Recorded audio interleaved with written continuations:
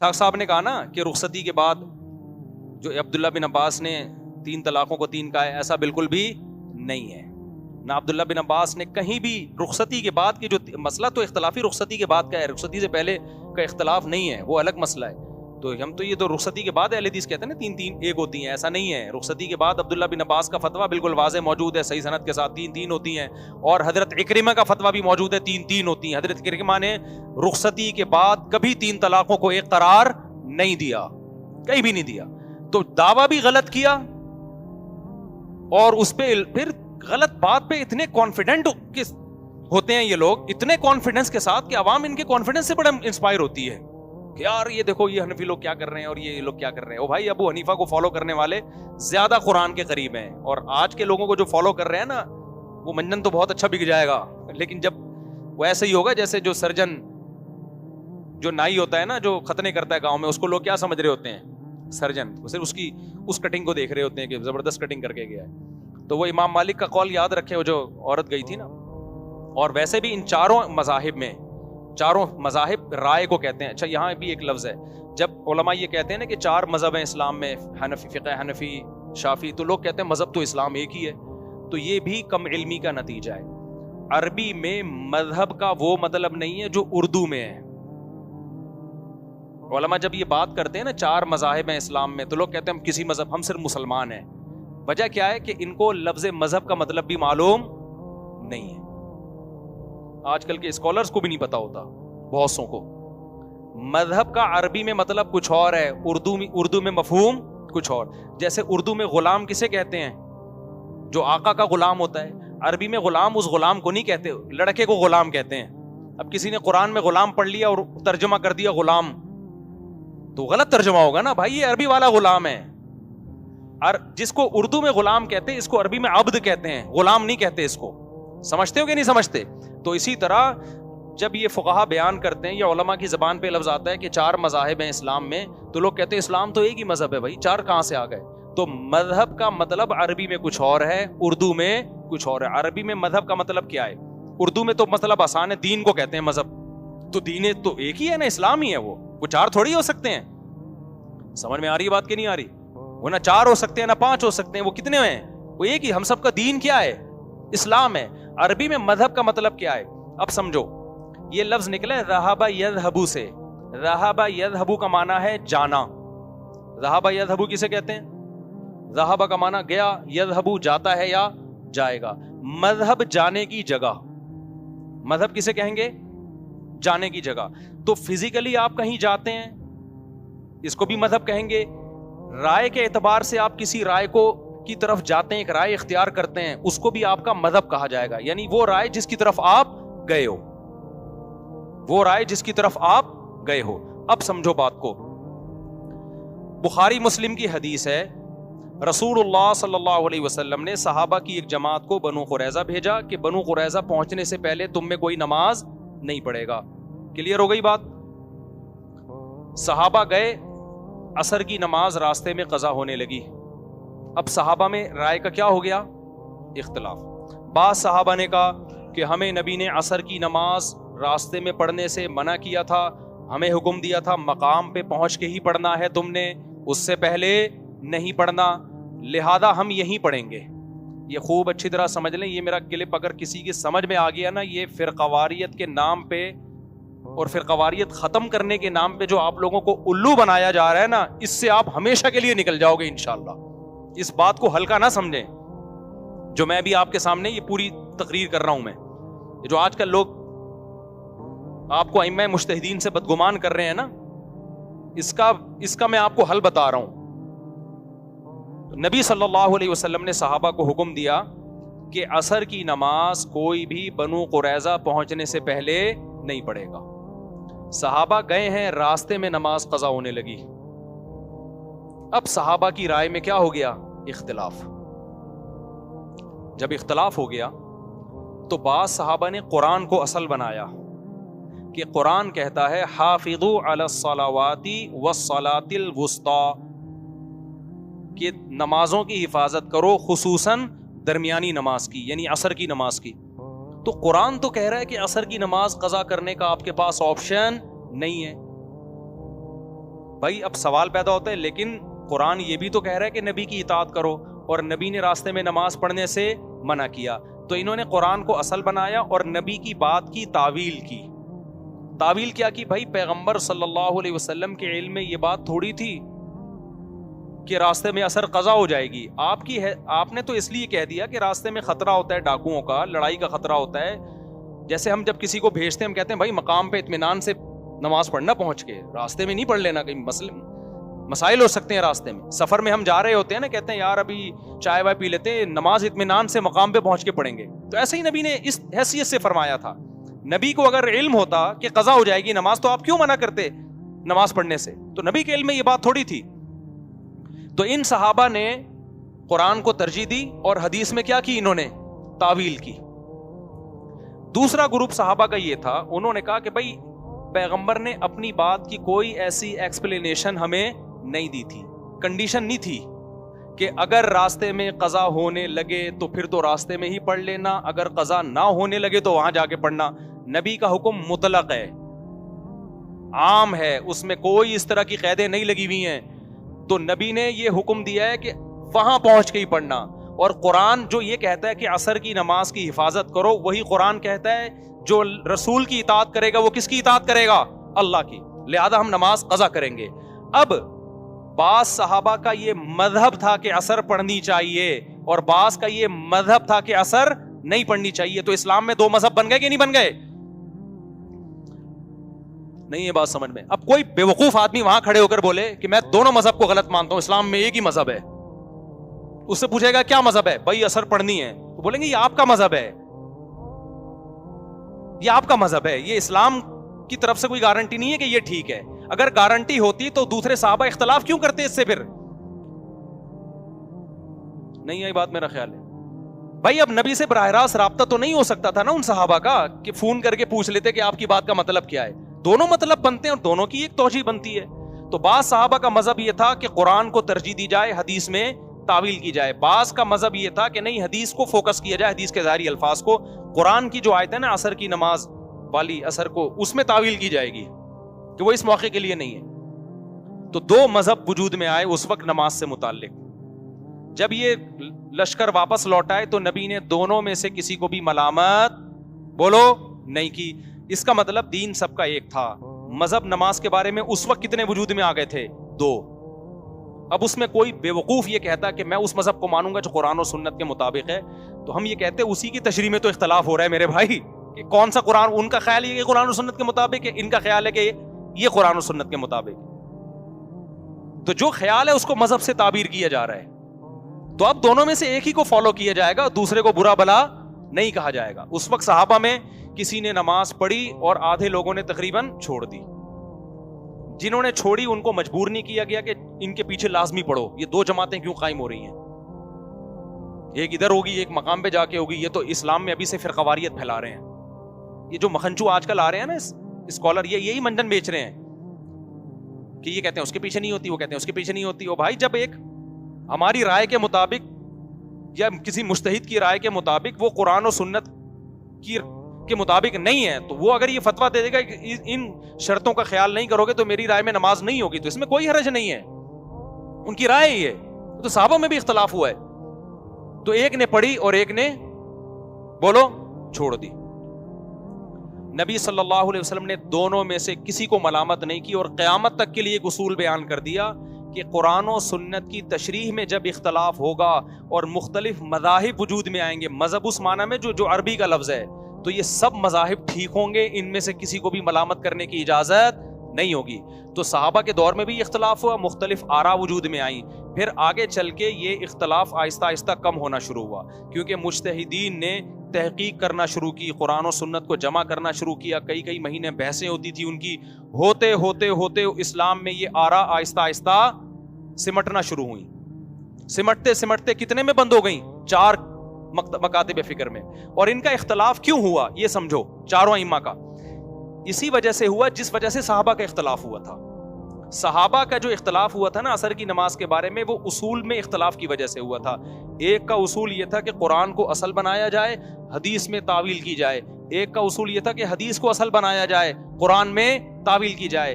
بالکل یہی اختلاف ابو حنیفہ اور امام شافعی کا ہے. امام شافعی حدیث کو زیادہ ترجیح دیتے ہیں کس کے مقابلے میں؟ قرآن کے مقابلے میں. وہ کہتے ہیں بھائی قرآن کو سمجھا تو کس نے سب سے زیادہ ہے؟ نبی نے. جبکہ ابو حنیفہ قرآن کو زیادہ ترجیح دیتے ہیں کس کے مقابلے میں؟ حدیث کے مقابلے میں. تو یہ چاروں ائمہ کے اصول فقہ ہیں جو مدارس میں پڑھائے جاتے ہیں. ابو حنیفہ نے کیا اصول سامنے رکھ کے مسائل نکالے، امام شافعی نے کیا اصول سامنے رکھے، امام مالک نے کیا اصول تھے، امام احمد بن حنبل کے کیا اصول تھے. جب ان کا اصول میں اختلاف ہوا اور کسی ایک اصول کے بارے میں بھی 100% صحیح ہونے کی ہمارے پاس قرآن و سنت سے دلیل نہیں ہے. ترجیحات تو ہیں، ہماری رائے میں ابو حنیفہ کے اصول زیادہ پاورفل ہے. میری رائے یہی ہے کہ وہ قرآن کو کیا کرتے ہیں؟ وہ زیادہ ترجیح دیتے ہیں. اور حدیث میں کیا کر دیتے ہیں؟ تعویل کر دیتے ہیں. تبھی امام حنیفہ کی یہ آیت جو ہے نا قرآن کی کہ جب قرآن پڑھا جائے تو خاموشی اختیار کرو، اس قرآن کی اس آیت کو انہوں نے زیادہ ویلیو دی. اور وہ والی جو حدیث ہے جس میں آتا ہے کہ فاتحہ پڑھے بغیر نماز نہیں ہوتی، اس میں تعویل کر لی انہوں نے کہ پڑھے بغیر کا مطلب خود پڑھو یا تمہاری طرف سے امام پڑھے، دونوں پڑھنا ہی کہلائے گا. وہ میں سمجھا پا رہا ہوں. لیکن امام شافعی نے حدیث کو زیادہ ترجیح دی. ان کی بھی ایک رائے ہے، وہ رائے یہی کہ بھائی قرآن سمجھا کس نے زیادہ اچھا ہے؟ نبی نے. احناف کی طرف سے اس کا جواب دیا جاتا ہے بھائی یہاں سمجھ کی بات نہیں ہو رہی، قرآن نے ایک اصول ضابطہ بیان کیا تو حدیث کا آپ وہ مفہوم بیان کریں کہ وہ کس کے مطابق ہو جائے؟ قرآن کے. بہرحال ابھی میرے پاس اس کے میں دلائل دینے کے لیے نہیں بیٹھا، میں تو یہ بتا رہا ہوں کہ ان اصول میں جب اختلاف ہوا تو اس کی وجہ سے آرا بھی کتنی قسم کی وجود میں آئی ہیں؟ 4 قسم کی آرا وجود میں آئی. ان 4 آرا کو 4 مذاہب کہا جاتا ہے. یہ مذہب اردو سے نہیں لیا گیا، یہ کس سے لیا گیا ہے؟ تو یہ 4 مذہب اسلام میں ہی ہیں. اس کو یہ کہنا کہ ہمارا دین ایک اسلام ہے تو یہ 4 مذہب کہاں سے آ گئے؟ یہ بالکل ایسا ہی ہے جیسے آپ ان صحابہ پہ اعتراض کریں کہ یہ 2 مذہب کہاں سے آ گئے تھے جب دین تو ایک ہی ہے. تو بھائی یہ رائے کی تشریح کی وجہ سے، جو قرآن و سنت کی تشریح میں اختلاف کی وجہ سے آئے ہیں. یہ سمجھ میں آ گئی بات کہ نہیں آ گئی ہے؟ تو اس لیے کوئی ان 4 مذاہب میں سے کسی ایک کو بھی فالو کرتا ہے وہ جنتی ہے، اور وہ دوسرے مذہب کو بھی غلط نہیں قرار دے سکتا. اور آج جو نئے اسکالرز آ رہے ہیں جو آپ کو ان 4 سے ہٹا رہے ہیں، وہ 5واں 6واں 7واں 8واں مذہب وجود میں لے کر آ رہے ہیں. مذہب کا مطلب کیا؟ وہ ایک نئی رائے لے کر آ رہے ہیں. تو ہے وہ بھی رائے میرے بھائی، ہے وہ بھی مذہب، کیونکہ ان کے پاس کوئی ایسا سرٹیفکیٹ نہیں ہے کہ نبی نے ہمیں حکم دیا ہو کہ یہ جو قرآن و سنت کی تشریح کرے گا اس کو ماننا ہے. یہ لوگ کہتے ہیں نا اس کی کیا دلیل ہے کہ نبی نے کہا ہو کہ ابو حنیفہ کو فالو کرو. ان کو بولو اس کی کیا دلیل ہے کہ نبی نے کہا ہو کہ آپ کو فالو کرو. فوراً جواب میں کہتے ہیں ہمیں نہیں کرو، قرآن و سنت کو فالو کرو. فوراً جواب میں کیا ہم حدیث پیش کر رہے ہیں اس کو فالو کرو. اس کو فوراً جواب میں کہا ابو حنیفہ کے تورات پیش کرتے تھے دلائل میں، کیا انجیل سے استدلال کرتے تھے؟ وہ یہ عجیب بات ہے یار، تم قرآن و سنت سے استدلال کر رہے ہو اور ابو حنیفہ شافعی جو تھے نا وہ انگلش کی کتاب میں پڑھ کے استدلال کرتے تھے. یعنی میری سمجھ میں نہیں آ رہا، یہ پتہ نہیں آپ لوگ کی سمجھ میں کیسے آ جاتی ہیں یہ باتیں. تو یہ میرے بھائی یہ منجن ہیں، گنتیاں ہیں جو فرقواریت پھیلانے کے لیے ہو رہی ہیں. یہ اس سے فرقواریت کم نہیں ہوگی. تو صدیوں سے مسلمان ان 4 میں سے کسی ایک کو فالو کرتے آئے ہیں. اس سے فرقواریت کا گلا گھٹ گیا تھا، فرقواریت ختم. کیونکہ ہم نے جب مان لیا کہ شافعی بھی برحق ہے تو اب لڑائی جھگڑا کیا ہو گیا؟ ختم. اب اگر کوئی یہاں ہاتھ باندھ رہا ہے تو میں اس سے پوچھتا ہوں بھائی کیوں باندھ رہے ہو؟ کہہ رہے یار میں امام شافعی کے مکتب فکر کو فالو کرتا ہوں. بات کیا ہو گئی؟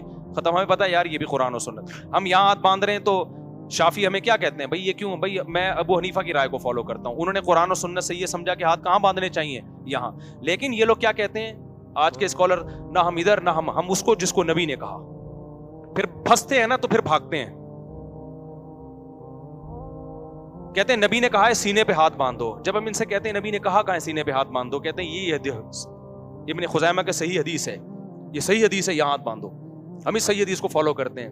تو اس کا جب میں کہتا ہوں نا ان سے کہ اس کو تو فلاں فلاں نے ضعیف قرار دیا ہے، اس میں تو فلاں فلاں راوی کیا ہے ضعیف، پھر کہتے ہیں ہم البانی کو فالو کرتے ہیں. اس کا مطلب آپ البانی کی رائے کو ہم پہ زبردستی تھوپ رہے ہو میرے بھائی. ہم البانی کے مقلد نہیں ہیں. ہم اگر تقلید ہم سے کرانی ہے تو پھر ہم ابو حنیفہ کو فالو کریں گے، کیونکہ بر صغیر میں انہی کے فقہ کو فالو کیا جاتا ہے. میں 1.5 اینٹ کی الگ مسجد کیوں بناؤں یار؟ پوری دنیا بر صغیر میں ان کو فالو کر رہی ہے. میں ایک نیا فقہ لے کر آؤں یہاں پہ، میں البانی کو فالو کرنا شروع کر دوں، اس سے فرقواریت کم ہوگی یا بڑھے گی؟ تو بڑھے گی فرقواریت. ایک عرب عالم کا بھی ایک کلپ سامنے آیا، یہ جو سینے پہ ہاتھ باندھنے والی حدیث ہے یہ اس پہ کلام ہے، اس کی سند پہ، سمجھ رہے ہو؟ اس کی سند پہ کلام ہے. ناف پہ ہاتھ باندھنے والی حدیث بھی کی سند پہ بھی کلام ہے, سینے پہ ہاتھ باندھنے والی حدیث کی سند پہ بھی کلام ہے. دونوں حدیثیں صحیح نہیں ہیں, دونوں ضعیف ہیں. جو بھی کہتا ہے نا یہ والی صحیح ہے وہ ضعیف, غلط کہتا ہے. ہمارے پاس ہاتھ باندھنے سے متعلق کہ یہاں باندھیں یا یہاں باندھیں, کوئی بھی صحیح حدیث کسی کے پاس بھی موجود, بے غبار صحیح حدیث موجود نہیں ہے. اب اس میں تواتر عملی کو دیکھا جاتا ہے. ابو حنیفہ نے اہل کوفہ کو دیکھا اور ان کے شاگردوں کو, علی کے شاگردوں کو یہاں ہاتھ باندھتے ہیں. ان کے شاگردوں نے بھی دیکھا, تو فقہ حنفی میں کس کو ترجیح دے دی گئی؟ یہاں ہاتھ باندھنے کو. امام شافعی نے بھی یہاں, امام شافعی بھی نہیں باندھتے, وہ بھی یہاں باندھتے ہیں. فقہ حنبلی میں بھی ناف پہ باندھے جاتے ہیں. آپ ائمہ حرمین کے نمازوں کو دیکھ لیں, کسی نے بھی یہاں ہاتھ نہیں باندھے ہوں گے ائمہ حرمین. تو میں ائمہ حرمین کے عمل کو بطور دلیل کے پیش نہیں کر رہا, میں صرف یہ بتا رہا ہوں کہ امام احمد بن حنبل کا بھی یہ قول نہیں ہے کہ یہاں ہاتھ باندھے جائیں, امام شافعی کا بھی قول نہیں ہے, امام مالک کا بھی قول نہیں ہے, ابو حنیفہ کا بھی قول نہیں ہے. تو یار ان سب کو وہ حدیثیں ان کی نظروں سے اوجھل رہ گئی, کیسی باتیں کر رہے ہو یار. تو اس لیے میرے بھائی جو صدیوں سے متواتر متداول مذاہب چلے آ رہے ہیں, انہی میں سے کسی ایک کو فالو کر لو اور اپنے آپ کو ان بکھیڑوں سے کیا کرو, نکال کے آگے کی طرف جاؤ, آگے کا سوچو. امت سے زنا کیسے چھڑوانا ہے, سود کیسے چھڑوانا ہے, عورتوں میں پردہ کیسے لانا ہے, 4 شادیوں کو کیسے پروموٹ کرنا ہے تاکہ نسل بڑھے اور عورتیں زنا سے بچیں, ماں باپ کو اولڈ ہاؤس سے نکال کے لاؤ گھروں میں. ان چیزوں کو فوکس کرو. یہ اختلاف یہاں باندھنا ہے, رفع الیدین کرنا ہے, نہیں کرنا, اس سے امت صدیوں پہلے فارغ ہو چکی ہے. تو جو حکام ہو چکا ہے اس کو دوبارہ نہ اچھالو امت کے اندر. سمجھتے ہو کہ نہیں سمجھتے ہو؟ تو اب آگے چلو, اب ان میں سے کسی ایک فقہ کو فالو کر لو اور دوسرے کو برا بلا مت کو. میں نے زندگی شافیوں میں گزاری ہے, خدا کی قسم کسی ایک شافی نے آج تک ہم پہ اعتراض نہیں کیا تھا کہ تم فاتحہ کیوں نہیں پڑھتے امام کے پیچھے. کیوں؟ ان کے ذہن میں یہ بتایا گیا کہ یار امام ابو حنیفہ بھی اہل سنت والجماعت کے امام ہیں اور وہ بھی قرآن و سنت ہی کو فالو کیا ہے. تو انہوں نے جہاں رائے میں اختلاف ہوگا کس کی رائے کو فالو کیا ہے؟ ابو حنیفہ کی رائے کو فالو. یاد رکھو جہاں قرآن و سنت بہت واضح ہوتے ہیں نا, وہاں پھر اختلاف ہوتا بھی نہیں ہے, یہ بھی سمجھ لو. وہاں پھر چاروں ہی متفق ہی ہوتے ہیں. اختلاف ہوتا وہاں ہے جہاں قرآن و سنت میں دلائل میں تعارض نظر آ رہا ہوتا ہے. سمجھتے ہو کہ نہیں سمجھتے؟ اب بھی نہیں سمجھو گے تو پھر مرضی ہے تمہاری, جاؤ پھر انہی اسکالرس کو فالو کرو جو مولانا اسحاق صاحب کو فالو کرتے تھے. اب نیا جو بندہ کوئی مارکیٹ میں آتا ہے نا قرآن, وہ پھر نئی رائے لے کر آ رہا ہوتا ہے. وہ کہتے ہیں یار وہ بھی قرآن و سنت, یہ بھی قرآن و سنت.